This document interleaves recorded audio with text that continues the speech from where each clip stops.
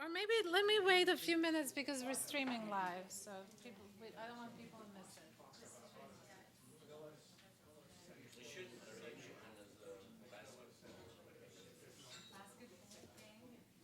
It doesn't matter. Yeah, the We can whole, stream no, it. no, all the car parks are full. Baseball, basketball.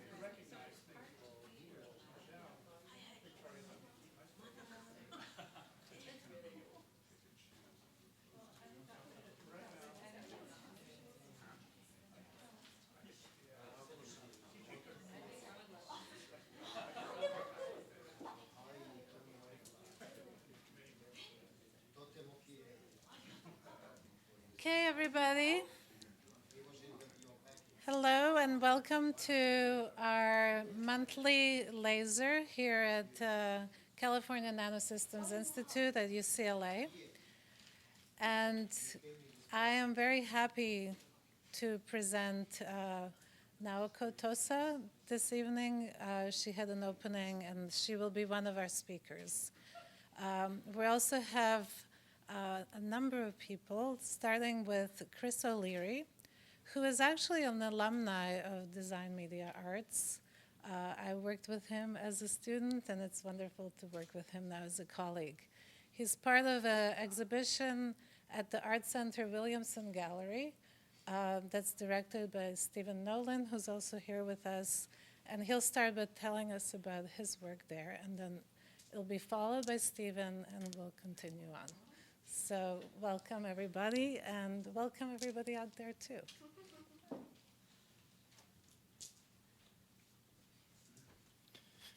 Hi there, my name is Chris O'Leary. I just want to thank Victoria and ArtSci for inviting me here to present about this piece. So I want to talk about this piece called Black Hole, which is actually a couple years old, but has made its debut here in Southern California in the Uncertainty exhibition, which you'll hear about shortly. So this piece was made with a large number of collaborators you can see here. So I'll just tell you a little bit about who did what really quickly and break the piece down. So Nico Younes is a physicist at Montana State University. Actually, everyone here is from Montana State University except for me.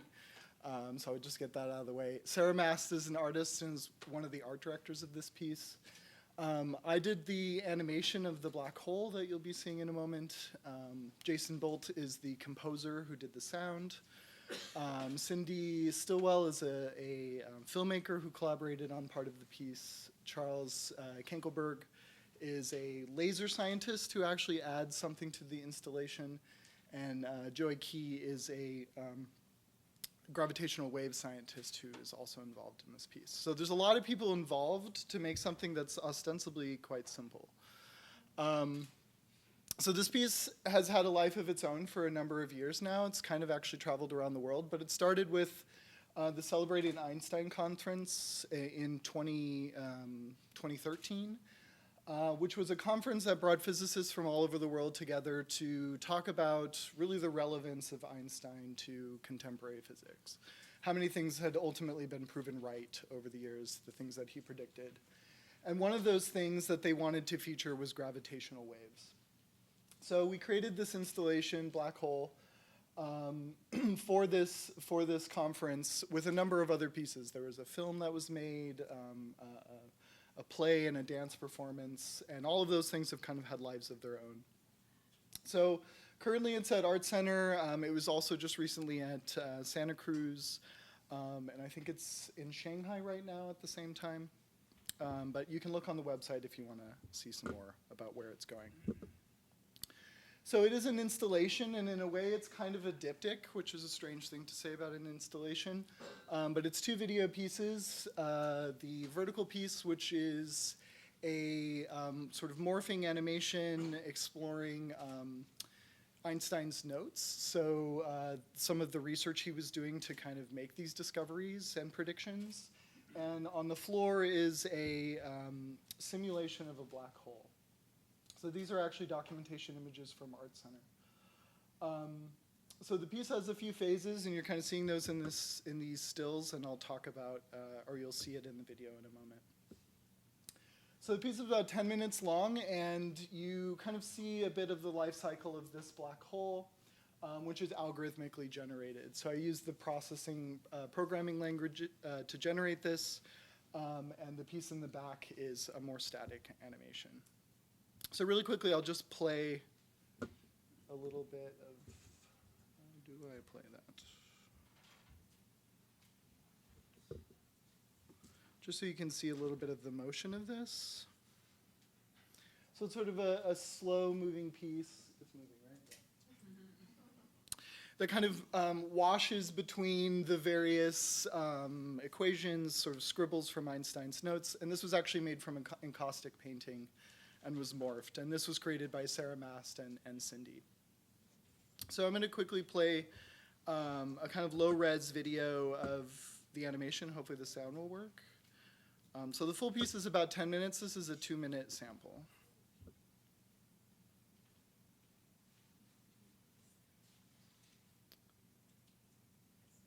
Oh, there we go.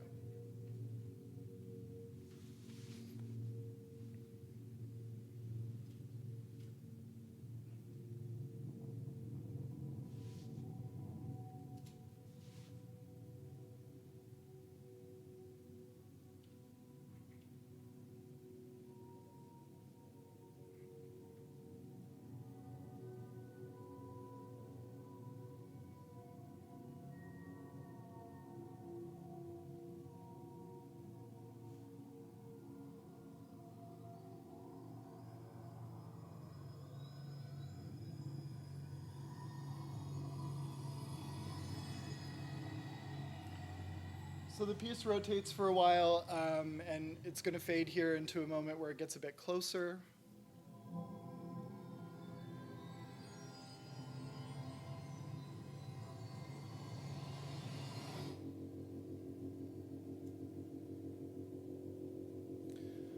So what you're seeing here is what's called the zoom whirl, which is what happens when two black holes actually orbit each other. They move at near the speed of light in these incredible spirals. And this is actually what generates gravitational waves that permeate across the galaxy.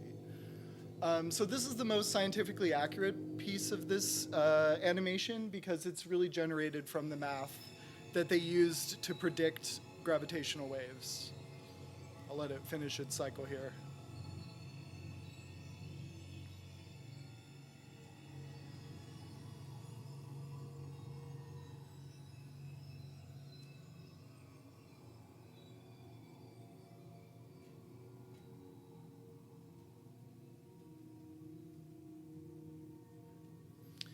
So an interesting experience I had with this piece was when it was made, this was theoretical physics. This was something that was speculative, that was largely predicted by math exclusively. Einstein predicted that this was going to, that this existed, and it was only last year that the LIGO experiment actually proved that this exists, and they've observed it, I think, twice now. So this went from something that was somewhat speculative to something that actually refers to reality, which I am somewhat proud of. Okay, I'll move on. Just to talk a little bit about the science of what's going on here. This isn't a galaxy. This is the accretion disk of a black hole. The scale is totally wrong, largely for visual reasons. If we were really looking at the accretion disk, the black hole would be absolutely minuscule. So I've altered the scale largely just to make it look nicer. So the accretion disk is really a huge whirling disk of gas and stars that move ever faster as they reach the event horizon of the black hole. So I mentioned this zoom whirl while it was happening. So this spiral is what, like I said, what happens when two black holes merge.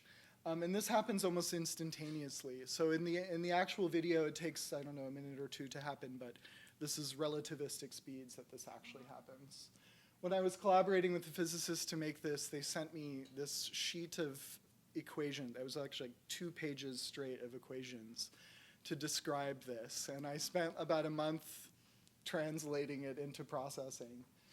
And I just couldn't get it to work, and I showed it to them, and they were like, "Oh, you just haven't solved the derivative." And I was like, calculus. So what I did is I had them actually run the simulations and just spit out the XY coordinates.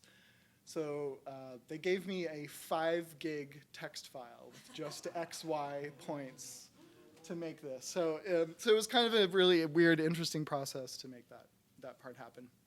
But this is really the most interesting piece of the puzzle. One last part of the physics is these jets. So as matter is sucked into the black hole, some of it is ejected perpendicularly out at these massive speeds and energies. So that's generated here as well. So the piece has had a number of iterations. We've had versions where the black hole's in the middle, and the other animation is kind of in the round. It's been shown in planetariums, that there's been performances in them. This is a person sneaking onto it at Art Center where they're not supposed to, but I caught a picture. And there's been a number of iterations where people can interact with the piece. So it's up until February 12th, correct? So I hope you get a chance to see it, and thank you so much.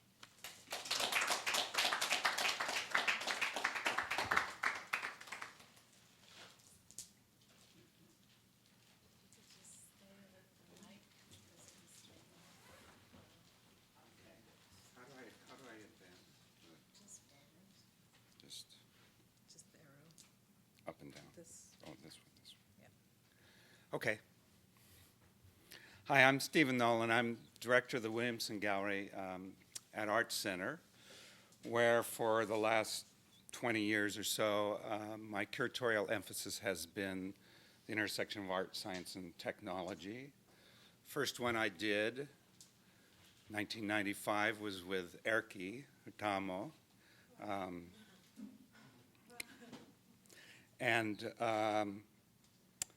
So I've been doing these exhibitions for at least the last 10 years that have simple titles like this one for this show, which is called Uncertainty. And for me, it's an opportunity to take a subject that interests me and just puzzle over it in the form of making an exhibition. So the process of making the exhibition is a way of me investigating the topic. And the results of the exhibition are, I think of as byproducts of that investigation. So what I'm going to do is the exhibition is up now, and it's up for 3 more weeks. It's been up since October. And I'm just going to walk you through it. Most of the work in the show, some of it comes from science, some of it is from art. It all deals with science that is sort of at the frontiers of exploration, where uncertainty flourishes. Uncertainty is an irritant that we usually try to avoid, but it's also the wellspring of curiosity and invention, and so it's an irritant to savor, and so that's kind of the simple premise behind the show. So as you walk in the gallery, you'll see a piece that is actually a data visualization from a particle collision at the Large Hadron Collider in CERN, Switzerland. And I called them up and said, would you provide me with one of these 3D event data visualizations for an event that had some significance? And so this was this is data visualization for one of the collisions that led to the confirmation of the Higgs boson. So that was a big deal in science after 50 years of searching for it and knowing or theorizing that it was there, and then finally confirming it. And I said, would you just slowly rotate this 3D collision in space? And so as you walk in the gallery, this is what you see slowly in a mesmerizing sort of rotation. And then you walk from there into a space that is full of work by the computer scientist and communications data visualization pioneer Edward Tufte, who did a series of works based on Richard Feynman's Feynman diagrams, which is a visual language that Feynman created that describes the behavior of subatomic particles. And so Edward Tufte has done a whole set of wall sculptures based on Feynman diagrams. um, sort of odd, eccentric, weird shapes as sculpture that communicate visually even to those of us who are not literate in reading the mathematics of this Feynman language, that communicate some of the sort of mystery of the world of subatomic things.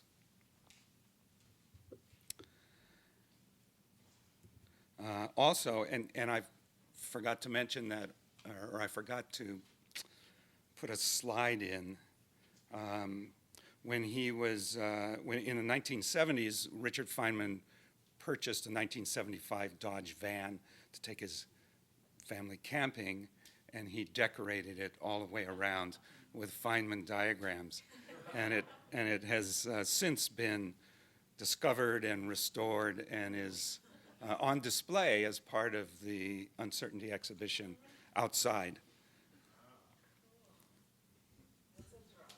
Yeah. So in this room, these small, very difficult to photograph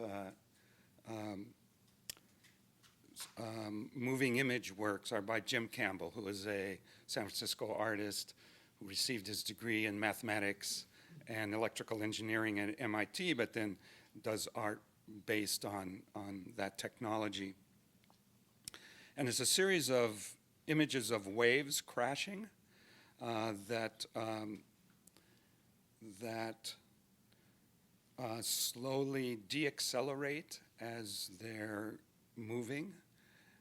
And so his work is about he investigates what the lowest threshold of our human perception is what is the lowest resolution at which our brain will toggle recognition or will not be able to recognize something. And so he has these waves slowly deaccelerating over about a 5-minute period until they pass that borderline between recognition and abstraction and chaos. Very beautiful set of pieces that you really have to see it moving to understand fully. And then on the rear wall behind that is a projection that was done by Jonathan Coram, who is the science graphics editor for the New York Times. He illustrates all of the New York Times science articles. And I had always wanted to do something in an exhibition relating to exoplanets. But the fact is, in exoplanet research, there's really nothing to see except tiny little dots in the sky. But I was looking at the New York Times an article about 3 years ago on exoplanets in the New York Times, and Jonathan had illustrated it online by this amazing graphic that had all the star systems discovered by the Kepler telescope at that time, which were 950, and their planets. He had represented all those stars in relative sizes with all their little planets orbiting them. And it was this beautiful, beautiful graphic. And so I asked him, would you do a version of it that is a wall-sized projection? And so that's what this is.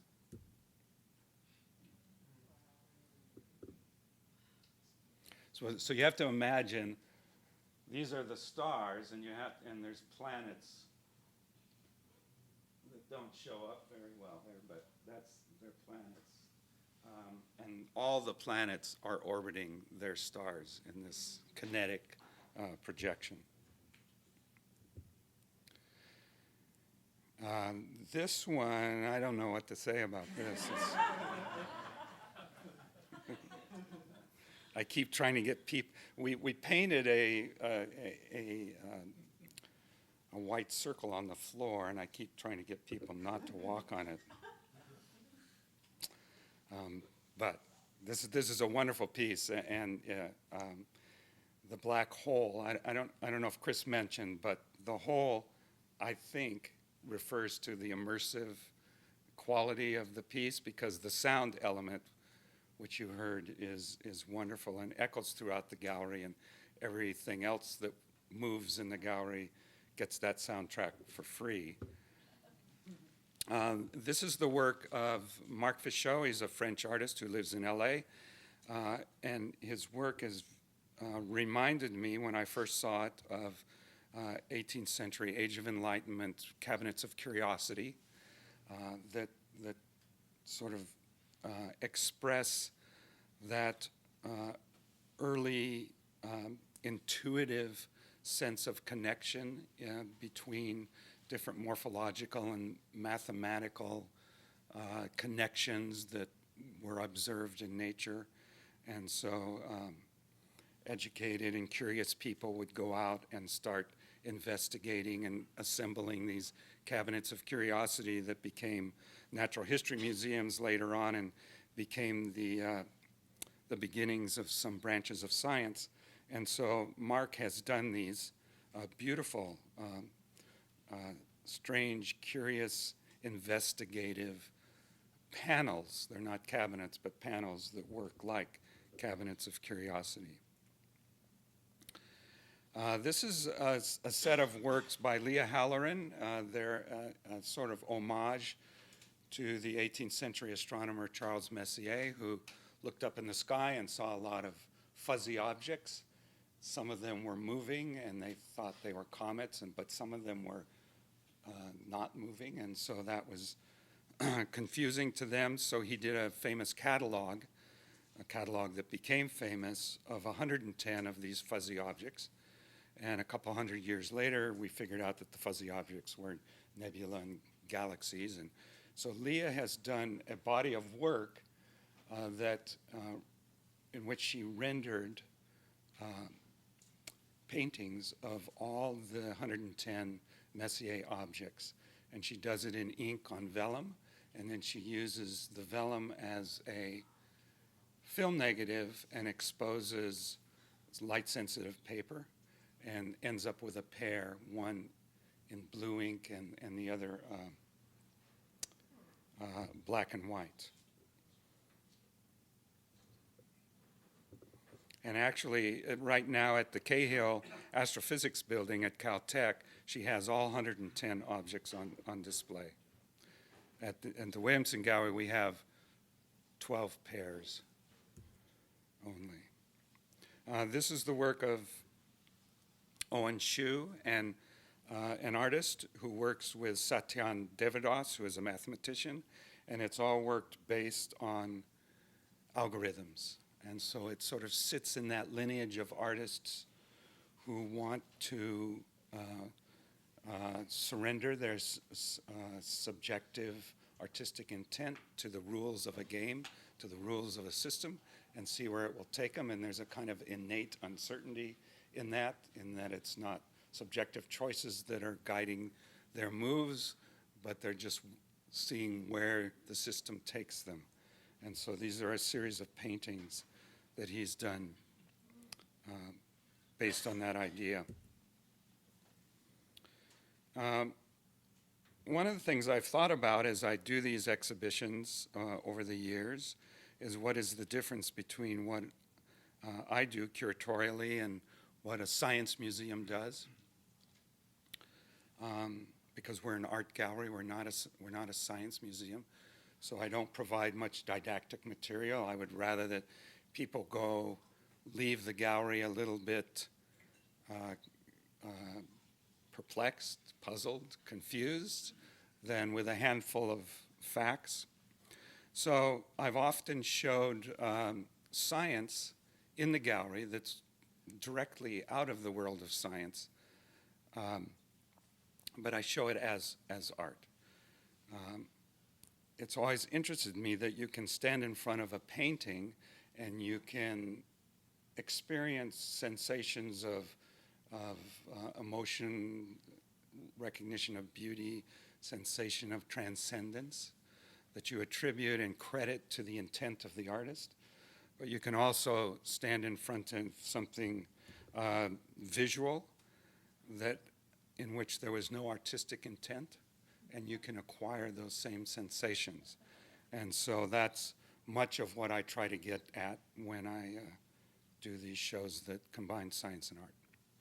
So that's it. Thank you.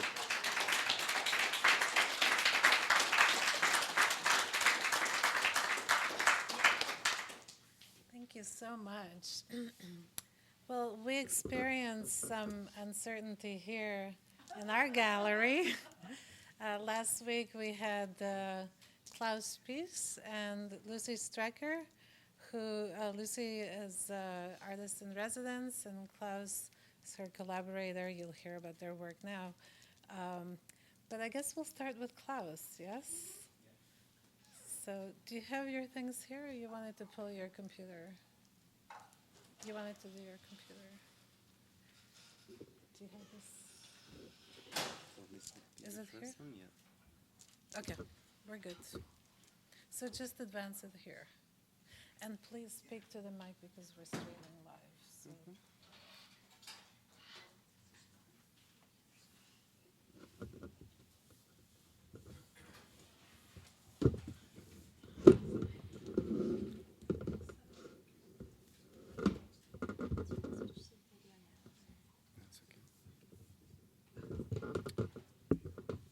So, thank you for inviting me here to talk at this laser event. My name is Kalus Spiess, and I am an endocrinologist and psychosomaticist and an artist at the Vienna Medical University. This means that I have a rather shifting professional identity. But to some extent, it works. My talk responds to our X Currencies exhibition here last week, where we could watch the visitors' unexpected desire to damage dozens of test tubes by throwing them against another exhibited object, pointing to the ephemeral process of only 1% of all artworks surviving more than 100 years.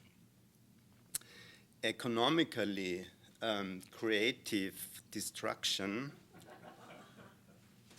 relates to a supposed necessity to make way for innovation. It was coined by the economist Schumpeter, suggesting a utilitarian system balance without net waste or loss. However, this economic aim conflicts with our individual desire not to die. Our bodies inevitably lose value over time, finally becoming obsolete waste products. We mask this inevitability by trading on our bodies. We have our hair, teeth, organs transplanted, apply cosmetic surgery, choose expensive food, designer clothes, and so on, to be competitive on the marketplace of the body. And we trade our body fluids. Here is a video excerpt from Speed Party, a performance in which we reflected on saliva sent in for home genetic testing, the latter which became a billion-dollar industry. This video is now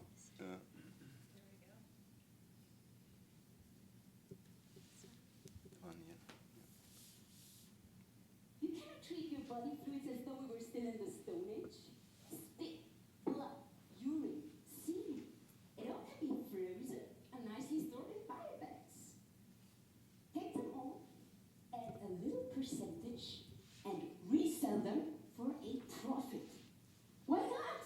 People, don't just waste your spit. In contrast to the biological owner of the cells, a scientist working on diseased cells has legal rights to them, because according to the Californian Supreme Court, the removed cells were just waste. Fortunately, dealing with one's waste can also be seen from a less utilitarian point of view, close to excess and pleasure. However, utilitarianism is not easy to escape from. Jeremy Bentham opposed the prohibition of evanescent services such as singing, dancing, prostitution, and gaming. George Bataille promoted a consumption beyond the restorative, a utilization of unproductive activities such as luxury, rides, wars, games, spectacles, the arts, and even perverse sexual activity, which is thought to be a turning away from utilizing genital finality. The excess of energy supplied by the sun and transformed in production needs to be used. Otherwise, the solar system itself would collapse or rather explode, wrote Bataille. All these ideas, however, mediate between value and waste, but are not about what I here call the aesthetics of pure uselessness. No, it comes.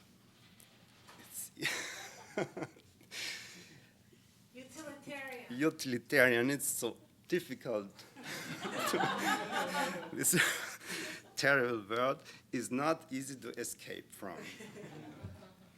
A certain value-waste ratio was also the topic in our performance Hair's Blood Plus. In this performance, we auctioned living cells into which we had cloned the gene responsible for aging. We had extracted this gene from hair's blood that Joseph Beuys had shrink-trapped in a multiple. This living artwork, which we interfaced with the audience's spit, gained value on its market when wasting itself by a rapid aging induced by cell suicide.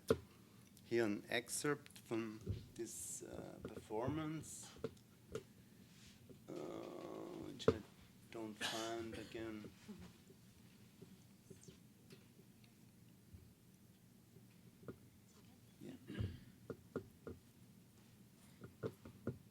We programmed a reactive system so that when the actual bits in the room diverged too widely from the streamed livestock share prices, the protecting activity of the synthetic gene declined, causing the artwork to age and even to decompose completely.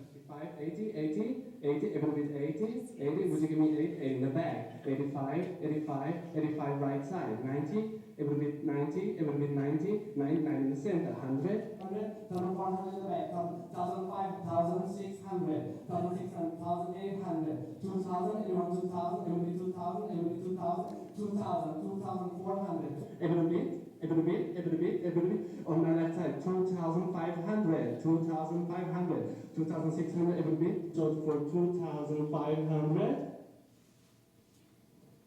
So, lot number one sold for 2,500 to the gentleman over there.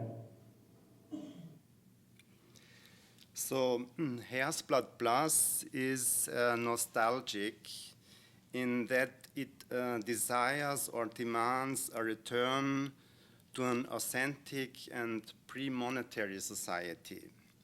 It does not integrate the dynamic temporality of the arts-related finance market into its biological structure. Our successor work, therefore, X Currencies, confronts an aporia which occurs when the living being distinctively wastes itself by actively utilizing market data.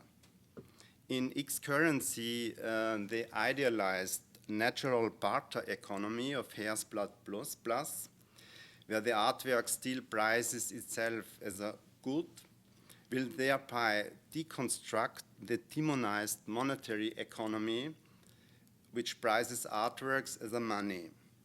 Jacques Derrida employed the term aporia to indicate a point of undecidability which locates the site at which the text, the biological money, most obviously undermines its own rhetorical structure. The finance dismantles or destructs itself. X currency will consist of a biocomputer with an expanded genetic alphabet with 6 instead of 4 nucleobases, enhancing its informational capacities. Through parallel computing, X currencies will inhabit both biological and financial domains. By an economics-based algorithm, data important for an artwork economic waste, such as desired rank, profit, expected survival time, related to artist's depth, etc., will be encoded into the unnatural DNA. Based on genetic and cultural data, the molecules produced will find their own waste value ratio for the artwork, as Leonardo Edelman biocomputed molecules did after he had encoded the traveling salesman problem into DNA. This semi-synthetic artwork will hopefully become its own owner in order to take the auction bids on it into account more specifically. It will grow or self-destruct by actualizing its own biological body. It responds to investment or investment, even if their respective structures are not very well known, because it self-assembles in response to its own aporia. Unfortunately, however, beyond sophisticated wasting, this artwork will not have a brain of its own.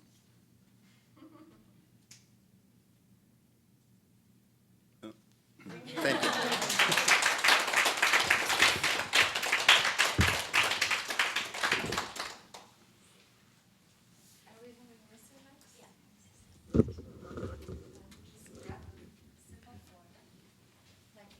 A sip of water.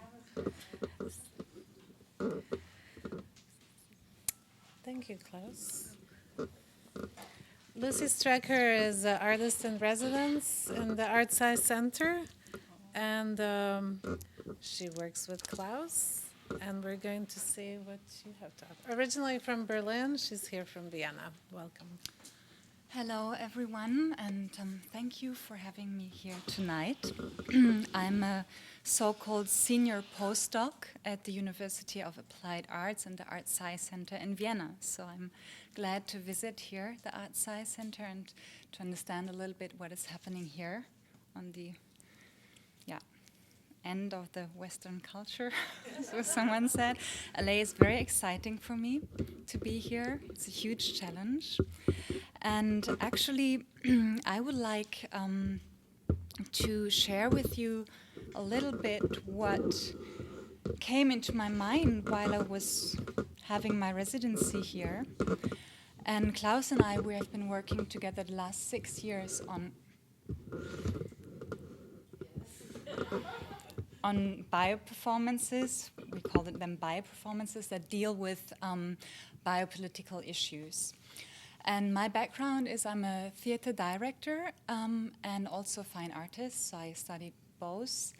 And actually, I would like to share one aspect in this reformulation of our last work, Hair's Blood Plus, that I would entitle the triangular constructions of value. So, and I apologize, I will read the text due to my language restrictions. So I would like to have a closer look with you together to the actual artwork, the multiple of Joseph Beuys that we used for creating Hare's Blood plus the performance you have been just seeing in the talk of Kalus. And if we have a closer look to this multiple, we can see that this is a rectangular triangle that contains dried hare's blood. And well, you can also see that there's a stem, right? And this stem contains the letters B, E, U, Y, S. And if you think of the origins of currencies, you have two following cultural theoretician, Christina von Braun, maybe someone is familiar with her. You have to consider the relation between the sacrifice and the money. So the sacrifice were domesticated animals. And they were offered to the gods in order to atone for the self-empowerment of humans who started to create and design life and nature by breeding and by agriculture. So the animal sacrifice always were related to life itself and symbolized the life force of the person who was actually offering the sacrifice. I would like to give you one example. In ancient Egypt, you could see on the skin of the sacrifice animal a stamp which was symbolizing a human being whose hands were shackled and a knife on its throat. So that pointed to the fact that the sacrificed animal was also very much related to the human itself who was offering the sacrifice. So let me continue. But if you even look closer to this artwork, which is a multiple, you can see it's a relic.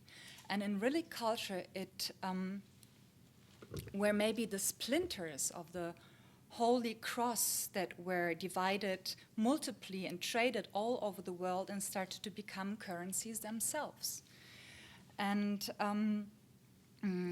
here it was the slaughtered hare that was multiplied in a triangular PVC bag. So this is a multiple of 200 that was sold. And like coins that represent parts of the meat of a sacrifice consumed in a feast during which the individuals subordinated themselves to the rules of the collective. So here again, I'm referring to Christina von Braun's book, The Price of Money, A Cultural History. So I would say this artwork of Beuys is a relic, it is a sacrifice, and it's hence a currency. So I'm sharing some notes of my notebook that I had the last days here. So I would like to continue why I got so interested in the triangular form of the artwork. Actually, when we were editing the documentary material on our last performance, there were many people pointing to the artwork, to the triangle, and they were actually discussing the quality of the DNA, the semantics of blood itself. They were discussing different things, but none of them had the idea that this triangular containing 4 centiliter blood hair could represent the vagina and also menstruation blood. And I finally saw the material and I thought, well, maybe there's a relation to it. So I took some time while I was here and thinking of the menstruation blood because the blood itself is very closely related to money, not only because it's its currency, like current and flow, but also because it's related to the bloodlines, obviously, and the continuation of properties during generations. So I would like to share with you now quickly.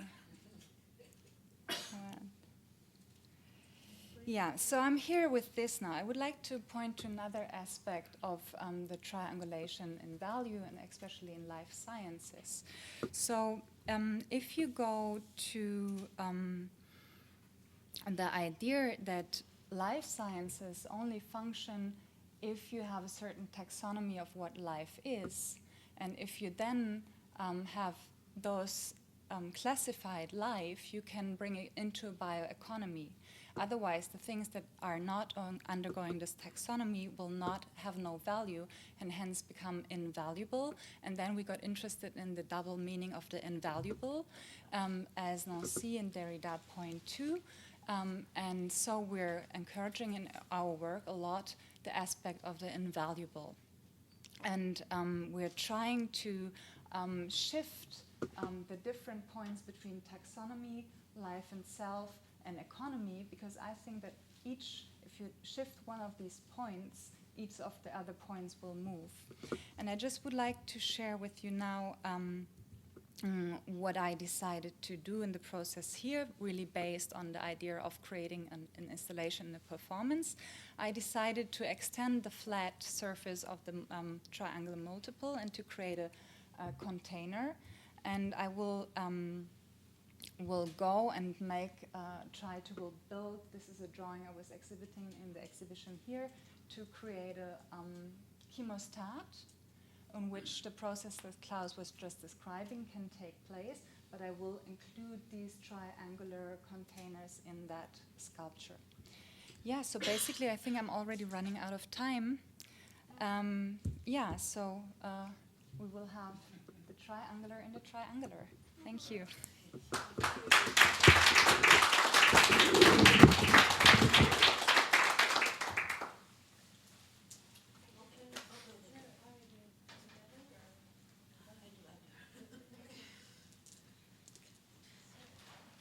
So, last but not least, we have our featured guest.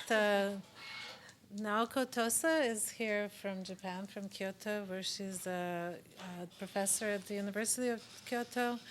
And she has a wonderful exhibition. For those of you who missed it on your way out, you can take a look, and she'll tell us a little bit about her work. Welcome. Yes, thank you very much.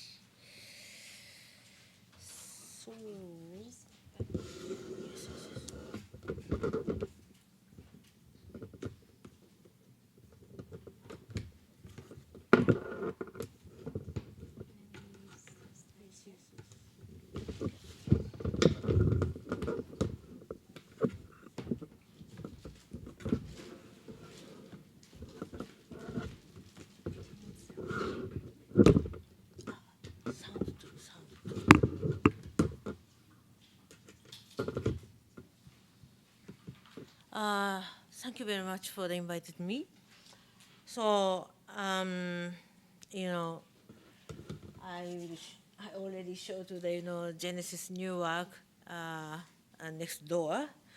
So, please, I think already you already look it, right? Same audience, I know. So, in this time, I'm talk about a little bit more how, science and art together, okay? So, it means, new media art created as, capturing of the nature. So, Japanese beauty is, very, I am love to the wabi-sabi style, very simple and quiet and surrounding, And I showed some examples like this. So this is a, US is very gorgeous, and our country is like this. But this is also very honest to the guest. Very different way of the expressions. This is a wabi-sabi style, It's called, I forget, when Japanese Tokyo received, Olympic 2020. Some, women said, announcer say, omotenashi. Omotenashi is, honest to the guest this way, like this. So, and also this is my piece, it is a very surrounding tree in the temple. Title is Silence. This is also kind of, wabi-sabi style. Then also, Japanese beauty is capturing the nature. For example, ikebana is Japanese ikedoru, come from ikedoru. Ikedoru is capturing. So, the media is, of course, combined to the, the technology and art together somehow. So, and recently I started to using a high-speed camera. And also, like this ikebana. This is a sound maker ikebana style. And somehow, speaker, on the speaker, put on the rubber, and then jump, and make a sound. This is a, not music, like a sine wave, like this, and like a boom, fast, very fast, fast sine wave and changing frequency, and then make several, visuals appear.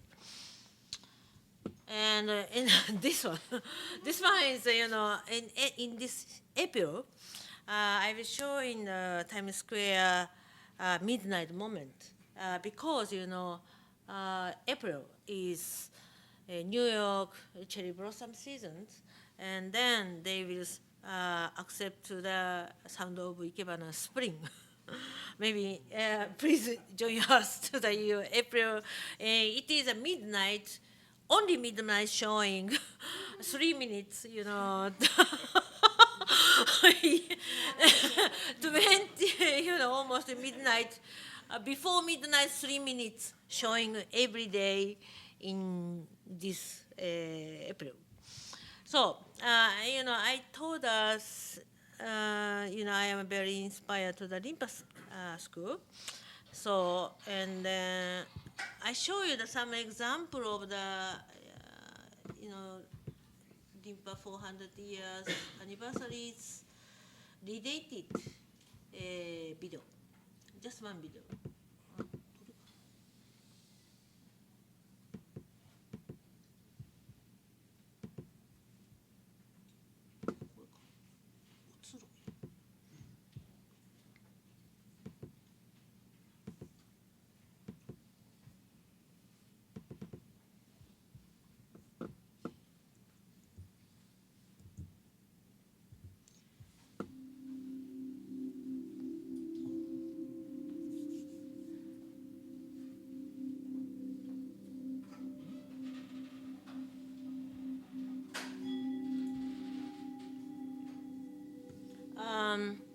Remember that, as an exhibition, my talk showing to the, making of the artworks. It was, some, Professor Nakatsu shooting flowers, and then this is a result. And this is, famous, Rimpa School of the Artist, Korin Ogata, make, iris flowers. And also this is a shooting by high-speed camera, 2,000 per second frame. And it is, you cannot see the naked eye.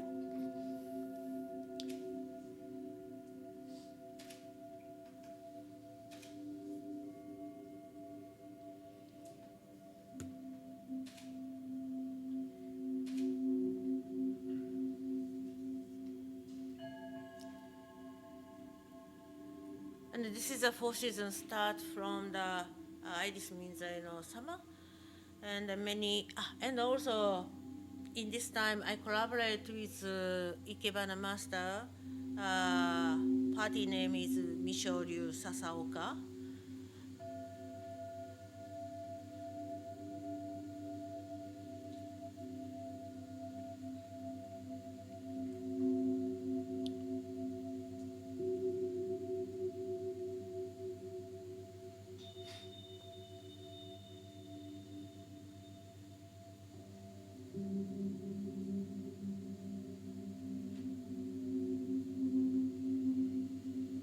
This is a black cosmos.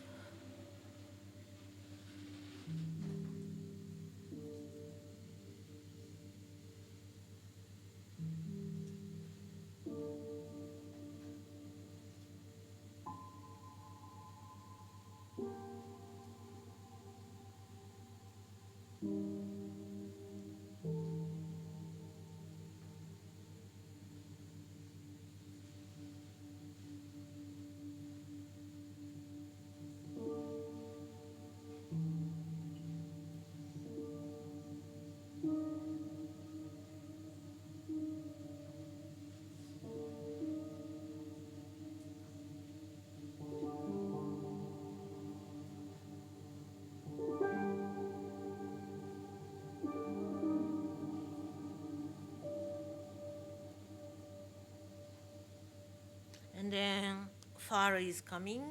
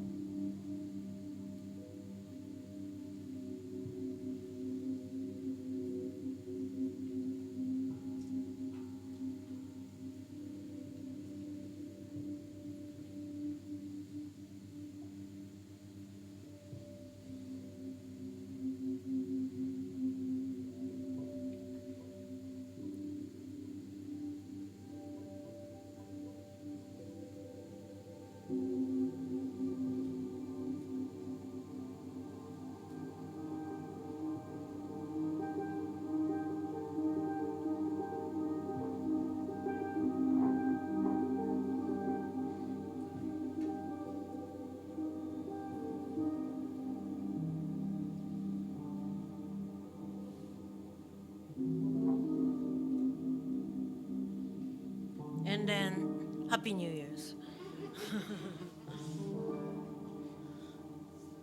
This is a typical Japanese Happy New Year's color. Gold, white, and red, and pine trees.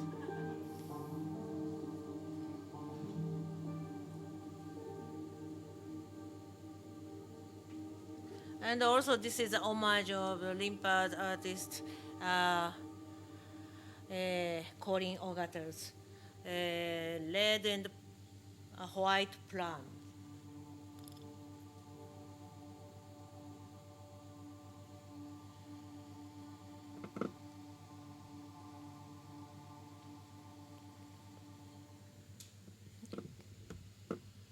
So then talk about more field dynamics using things, and then maybe I will switch to Ryohei Nakatsu.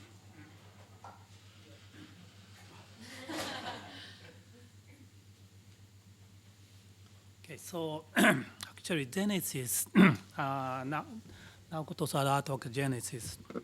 Later, so at first, we did not recognize this as a, artwork based on fluid dynamics.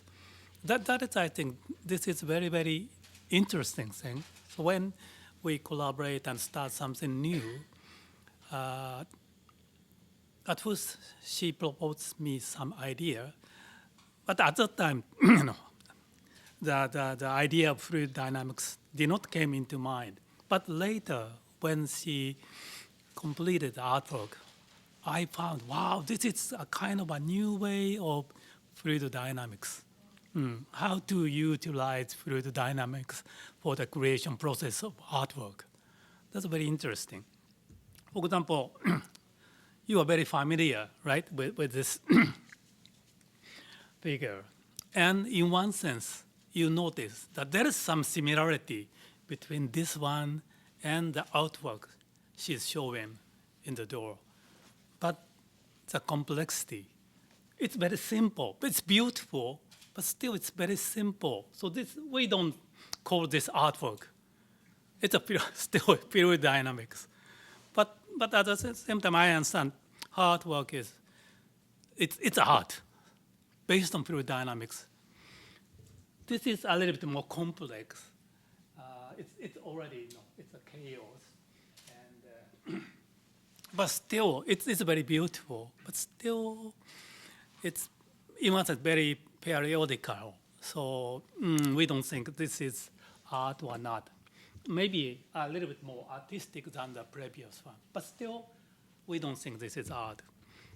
And also, there are several artists who are trying to use magnetic field for their creation process. But also, this is very beautiful, very beautiful. So by utilizing, by preparing various kind of, system or something like that, of course, there are several variations, but still the variation is very, very limited. So what we wanted to, so later, okay, so the important thing is later we noticed this, I noticed this. This is based on fluid dynamics, but we try to introduce some chance operation or something like that. So to extend it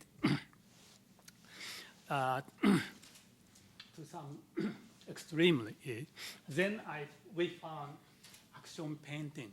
This is also a kind of fluid dynamics based artwork, right? So this is very famous guy, Jackson Pollock. He slow, paints on the campus. But so what kind of, result could be obtained? It's very difficult to anticipate. But still, what kind of color he used or where he slow or something like that. So it's a combination of, artist intention and also kind of a chance operation. So here, I think, there is a room for art to be born or something like that. So in that sense, what Naoko tried to do is almost the same thing, right? So, for example, what she tried to do is to inject paint into fluid. It's very simple. And also she tried to use dry ice. So I did not expect dry ice could create a kind of, art. It is used for event, right? For creating smoke. Me too. And this is also very, actually, you already saw we used the air gun to break frozen flour. At the next step, what we try to is, okay, then at the next step, let's use air gun, aiming water. Then this kind of very big ball, it's probably, I think, inside, it's a vacuum or something like that. Then the very interesting black hole effect, kind of a black hole effect you saw in hard work. So this kind of combination, by combining these kind of things, then this is actual. So there are several students, researchers trying to inject colors, and here you see dry ice. At this moment, this is not art, but by controlling what kind of colors to use and timing. Also, timing is very important, and also where to put dry ice, and also the temperature. What we not I, not me. She found temperature is very critical. So she found that some range where very beautiful form is created. So that is the result of this kind of creation process. Okay, thank you very much.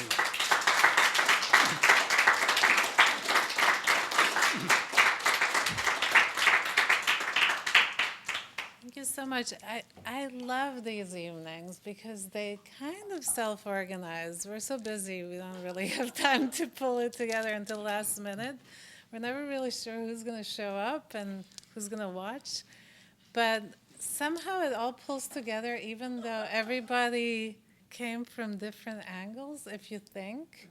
It was all about anticipation, uncertainty, emergence, and ultimately collaborations of different disciplines. And that's just makes my day, no matter how tired I am. So thank you. Hang out a little bit and do some uncertain collaborative communications. How's that? Thank you.